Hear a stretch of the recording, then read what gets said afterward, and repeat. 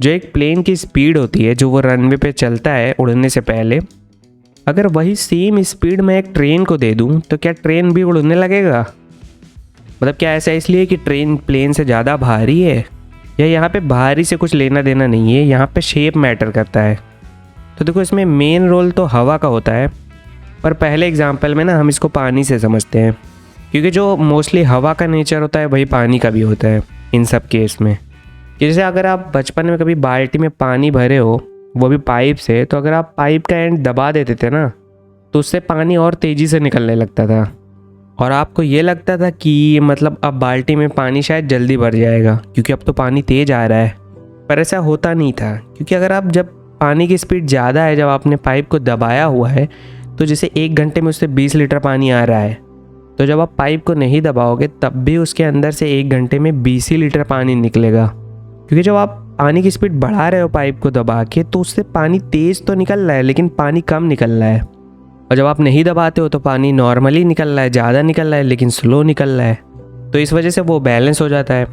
अगर ये एग्जांपल नहीं समझ में आया ना तो इसको एक बार और सुन लो, क्योंकि आगे मैं इसी का रेफरेंस दे के समझाऊँगा। तो अब प्लेन को समझते हैं, प्लेन के डिज़ाइन को। अब प्लेन के सामने जो हवा आ रही है, अगर उसको स्पीड आपको बढ़ानी है तो आप क्या करोगे?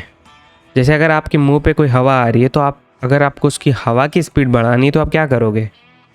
मैं पंखा लगाने की बात नहीं कर रहा हूँ, मतलब आप तो यही करोगे ना, आप खुद दौड़ने लगो कि हवा आपके पास ही आ जाए।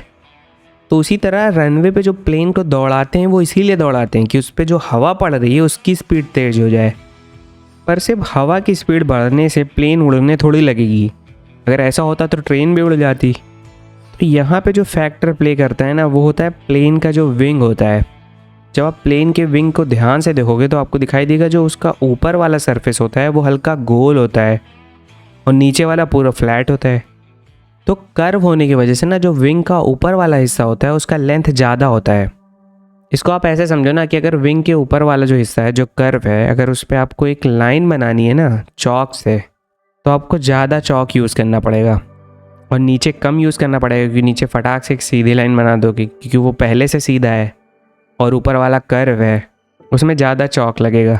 जैसे मैंने पानी वाले एग्जांपल में बताया था कि जब आप पाइप दबा के पानी की स्पीड बढ़ा रहे हो और जब नहीं बढ़ा रहे हो, दोनों केस में 1 घंटे में सेम अमाउंट पानी निकल रहा है। तो यही तो हवा के केस में भी होगा ना, कि जो हवा विंग के इस साइड है उतनी ही हवा कुछ टाइम में उस साइड होगी विंग के।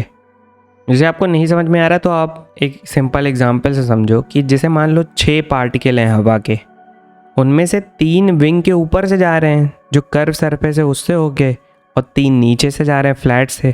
तो जो 3 ऊपर से जा रहे हैं और जो 3 नीचे से जा रहे हैं उनको सेम टाइम में ना उस साइड पहुंचना है। पर ऐसा होगा कैसे? क्योंकि जो ऊपर का विंग वाला एरिया है वो तो ज़्यादा है जो मैंने बताया। तो जो 3 पार्टिकल ऊपर से जा रहे हैं उनको तो ज़्यादा डिस्टेंस ट्रैवल करना पड़ेगा ना। जो 3 नीचे से जा रहे हैं वो तो डायरेक्ट पहुंच जाएंगे उस साइड, लेकिन उसी टाइम पे वो 3 ऊपर वाले कैसे पहुंचेंगे? मतलब कि इस केस में क्या होगा, जो वो कर्व शेप है ना वो 3 पार्टिकल की स्पीड बढ़ा देगा। जैसे आपने पाइप को दबा के पानी की स्पीड बढ़ाई थी, वैसे ही जो विंग का शेप है, जो कर्व शेप है, उसकी वजह से जो पार्टिकल ऊपर से जा रहे हैं विंग के, उसकी स्पीड बढ़ जाएगी।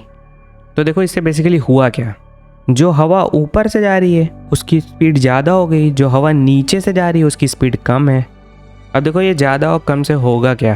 अगर जैसे मान लो कि आपको एक दरवाज़ा खोलना है और वो दरवाज़ा आप 3 सेकंड का एफर्ट लगाते हो तब खुलता है। 3 सेकंड का एफर्ट का मतलब कि आप एक ही जगह खड़े होकर 3 सेकंड के लिए उसको ढकेलते हो तब जाके वो खुलता है।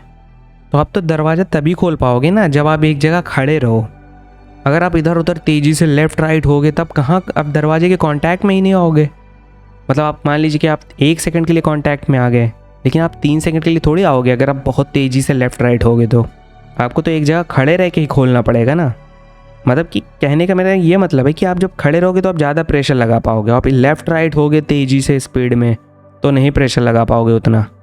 तो यही वहाँ प्लेन के साथ भी हो गया ना। जो हवा प्लेन के ऊपर से जा रही थी प्लेन के विंग से, उसकी स्पीड बढ़ गई थी और नीचे वाले की नॉर्मल ही थी।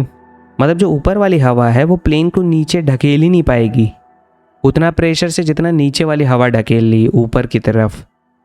मतलब कि नीचे वाली हवा ज़्यादा प्रेशर लगा पा रही क्योंकि वो ज़्यादा देर तक कांटेक्ट में है विंग के, धीरे धीरे चल रही है वो।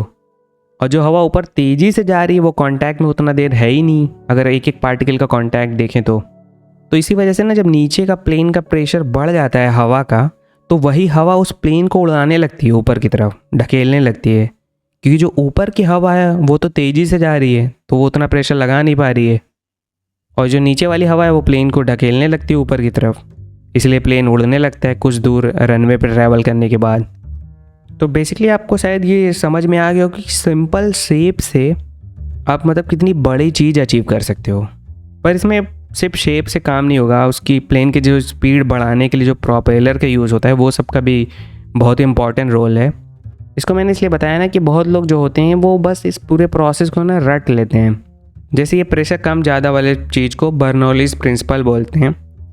तो वो लोग ना बस इस चीज़ को रट लेते हैं कि अगर हवा का स्पीड ज़्यादा है तो प्रेशर कम है, अगर हवा की स्पीड कम है तो प्रेशर ज़्यादा है। अगर उनसे पूछ लो ऐसा क्यों है तो वो ये नहीं आंसर कर पाते। तो मैंने इसीलिए इस पे वीडियो बनाया था कि किसी को कोई चीज़ रटना ना पड़े। और अगर फिर भी आपको ये वीडियो नहीं समझ में आया तो ये भाई फिर रट लो कि स्पीड ज़्यादा तो प्रेशर कम, स्पीड कम तो प्रेशर ज़्यादा। Thank you.